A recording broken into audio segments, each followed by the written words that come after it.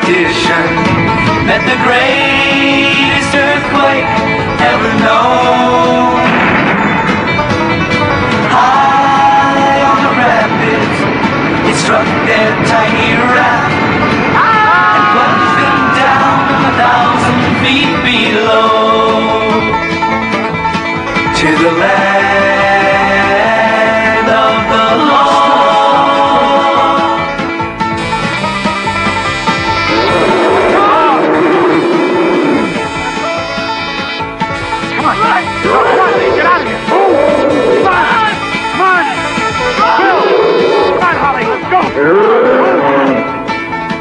To the land of the lost. To the land of the lost.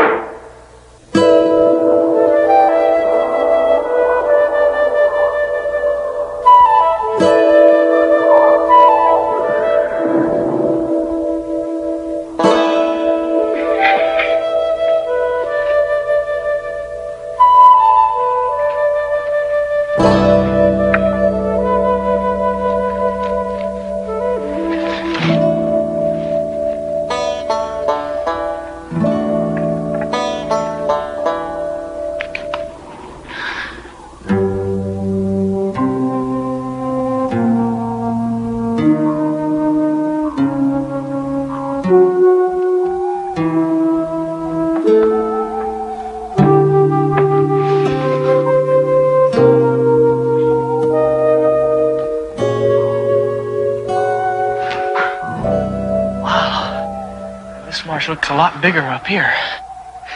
See, we've been walking for the last half hour at a speed of 30 meters per minute. That would make the distance between the Miss Marsh and High Bluff about 1 kilometer. 2/3 a mile? It's close enough, Will. Spooky. No wonder the Pakuni won't go near this place. I wonder what's under all that soup. And we'll poke around the edges tomorrow. And listen, we better get back to the cave right now. You know Holly's going all out to cook us dinner. Chicken and, let's see, palm tree heart and carrot bread. And if there's one thing that you learn in life, Will, is that if a woman goes all out to cook you dinner, you better not be late. Even if she is only 12 years old. Right on.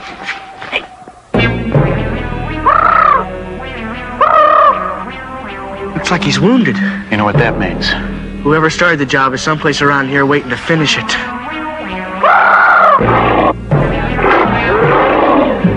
Speak of the devil. Come on, let's get that out of here.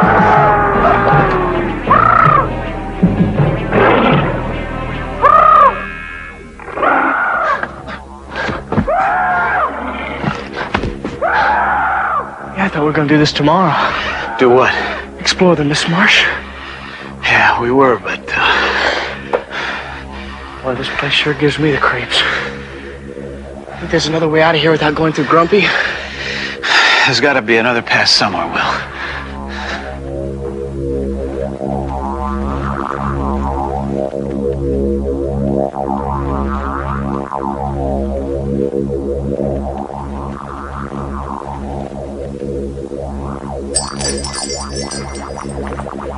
What was that?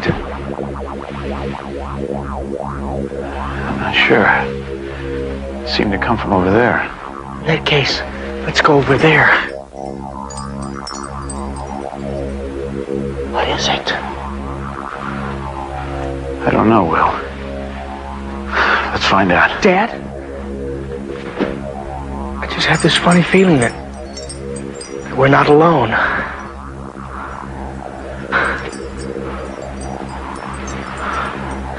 We're not.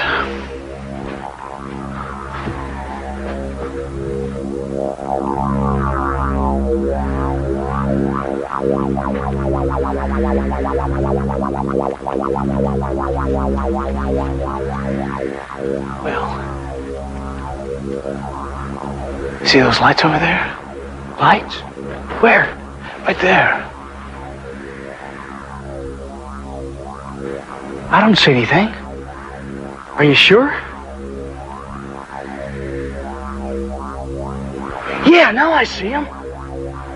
Okay. forming some sort of a pattern. Building? Oh, come on.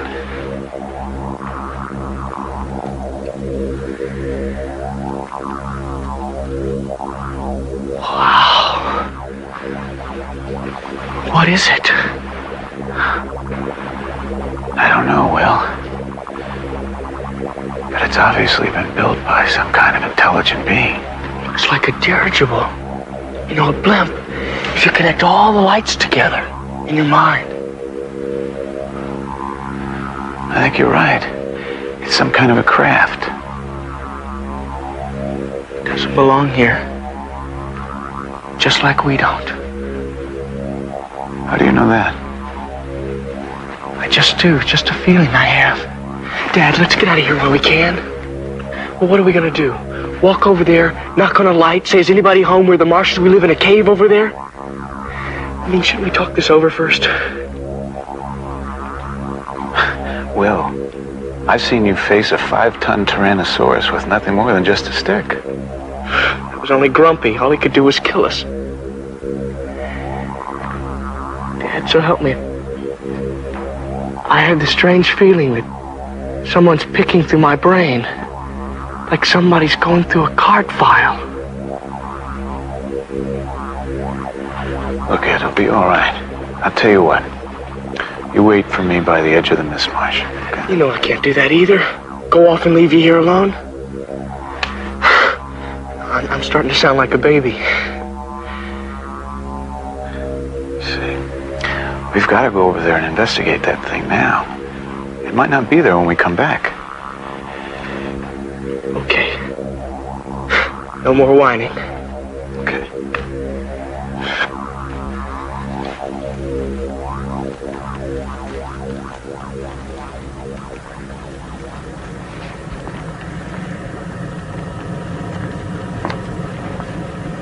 It's solid, but invisible. I can't feel any heat.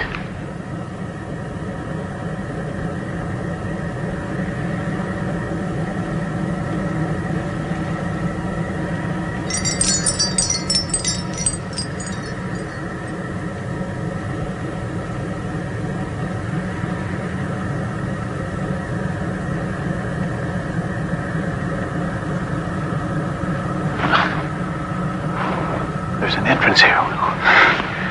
And we're going through.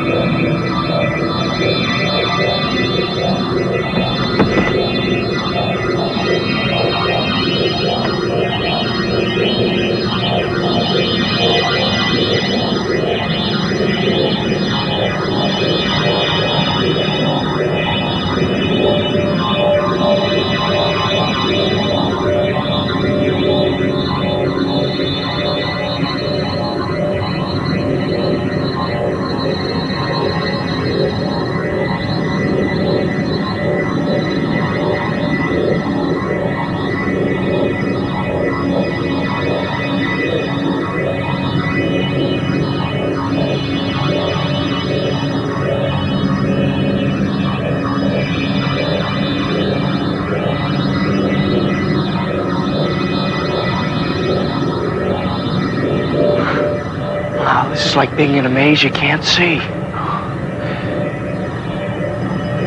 Well, this is the only visible part of whatever this thing is. And I'm just hoping that we'll find something that'll tell us what it is or where it came from. I'm so nervous I'm making the lights move.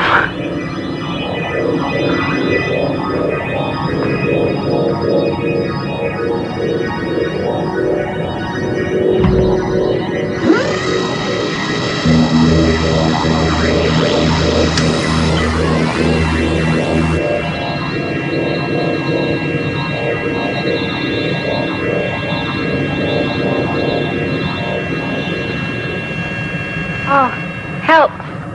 Help me, please. Who are you? I was was just walking down the street, and there was this terrible thunder and lightning. And What street? Where? Ford Street in Indianapolis. Ford Street. Indianapolis. I grew up there. Quick, Will, get her other arm. Come on.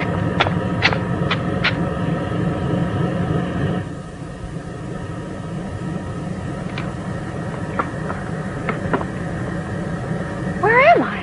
Just watch your step here. Now, we're going to take you someplace where you're going to be safe. Don't worry. I'm not going to let anything hurt you. Come on.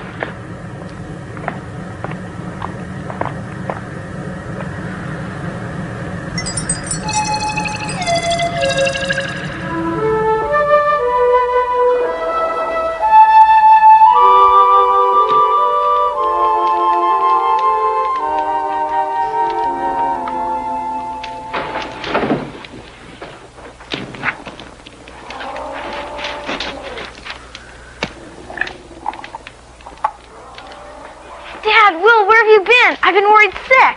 Dinner's almost ruined. Sharon, I'd like you to meet Holly. Holly, this is Sharon. Where'd you find her?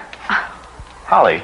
I'm sorry, Dad. I didn't mean to be rude. Oh, that's all right. I understand. Holly, your father tells me that I have stepped through something called a time doorway.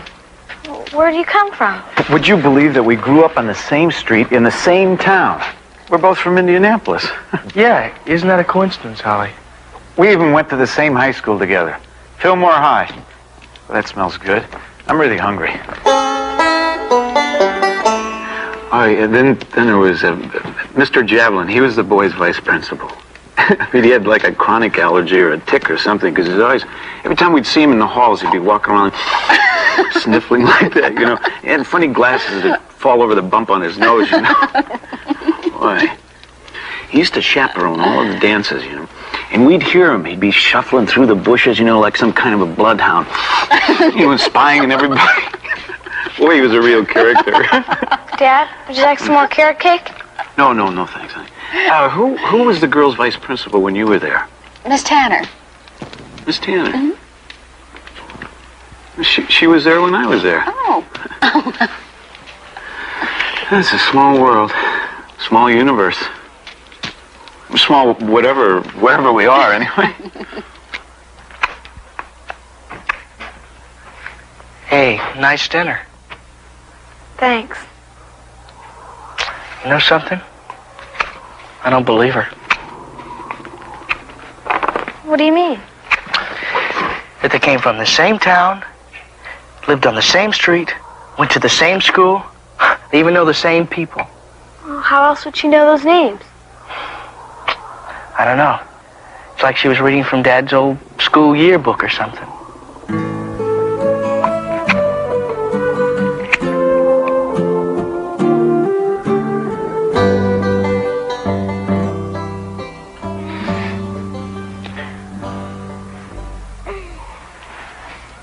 Gee, you're up early.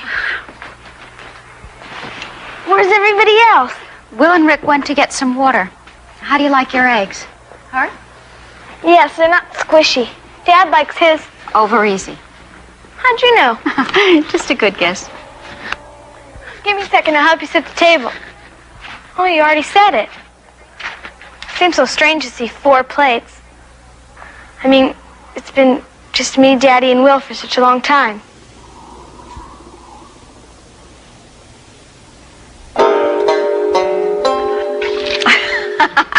I remember like it was yesterday.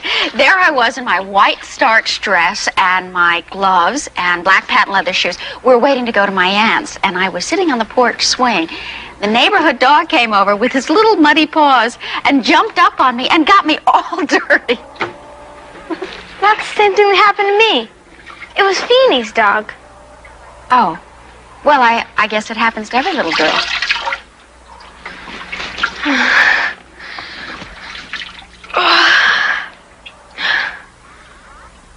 Aren't you hot? No. Oh, boy.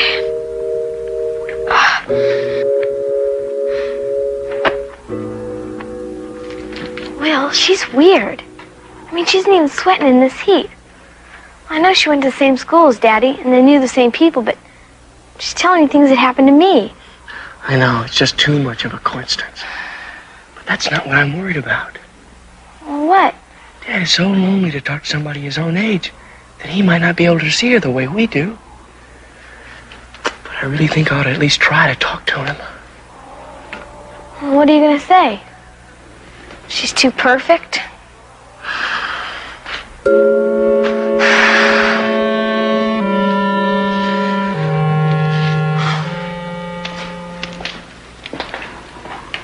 Dad? Yes, Will. Don't get me wrong or anything, but all this coincidence with Sharon, doesn't it bother you? Well, we have a lot in common, son. That's what I mean. Too much. Don't you think she's a little too good to be true? Well, that's to be expected. I mean, we both went to the same high school together. She's a marvelous person. You know,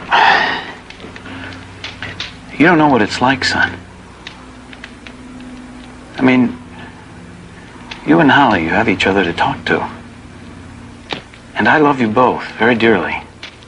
And I talk to you, but It's just not the same. right. We all need her. We need her as part of the family, and Holly needs her too. She's another woman. Someone for her to talk to. Yeah, I know.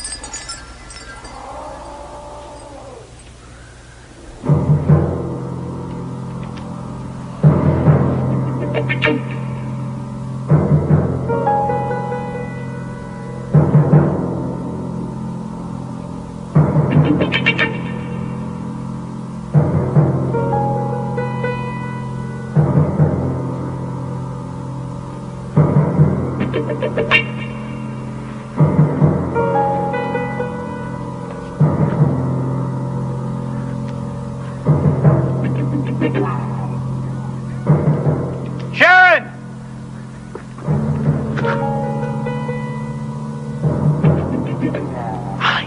Holly, wake up! They're gone!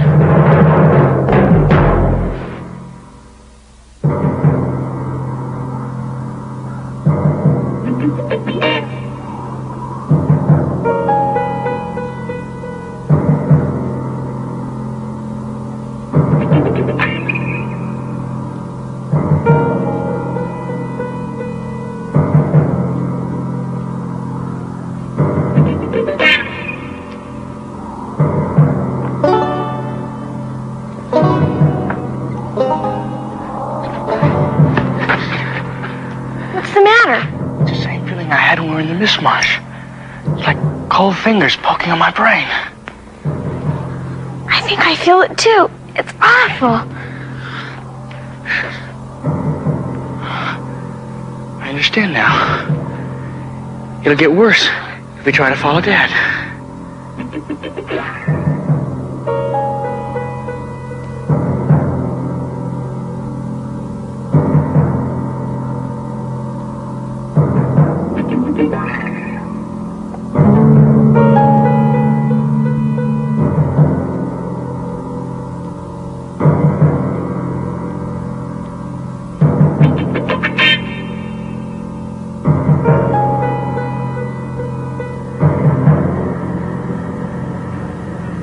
Sharon, stop! Now, whatever you are, you let her go. I am Tsar. I said let her go. She is not my prisoner. Please, be calm. Be calm. What have you done to her? Do not be emotional. Think softly. What have you done to her? I have done nothing to her. She is my research assistant. What do you mean she's your research assistant? Adult Earth beings radiate emotions like fires radiate heat. Right now, you appear to me as a smoldering fire. I am very sensitive to emotion. Sharon is sensitive to thought, but not to emotion. I send her to the human being planets where I cannot go. She can stand the heat, I cannot. I don't believe you. This is Sharon Williams. I mean, she was born in my hometown. She went to the same high school that I did, Fillmore High. We're both from Indianapolis. She doesn't belong to your kind. She belongs to us. She belongs to human beings. I sent Sharon to study you, thinking out of the 31,000 human being types in this universe. You and your family might be different, but you're all alike. You human beings, you wander about beating the bushes with your sticks, smashing all that fail to answer your questions, and throwing yourself prostrate before your own ignorance. All of that doesn't matter. Sharon belongs with her own kind. She belongs with us. You Earth being, you kill your own kind. Not all of us. She's too sophisticated for you. Step aside. Sharon's going with me.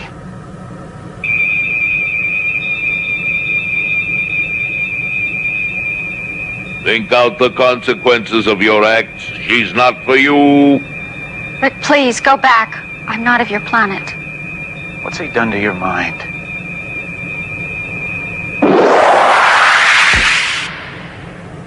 All right, enough. She is yours. Take her. If you can.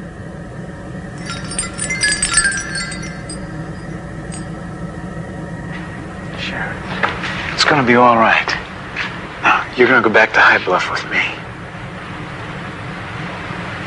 Don't touch me. Sharon.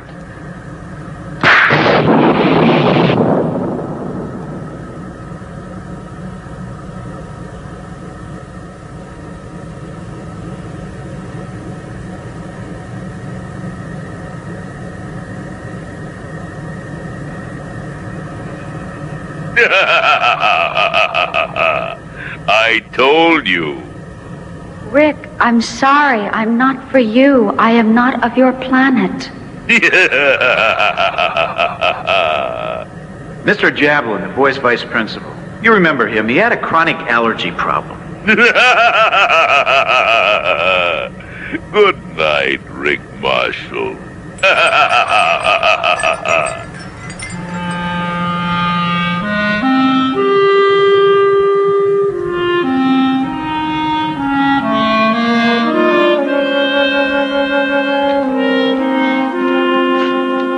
I told you her hands were cold. I tried to tell you. I know you did. And I should have known better. But I guess I was just too lonely for someone to talk to. I believed what I wanted to believe and was blind to anything else. Thanks, so. For what, Daddy? For being real.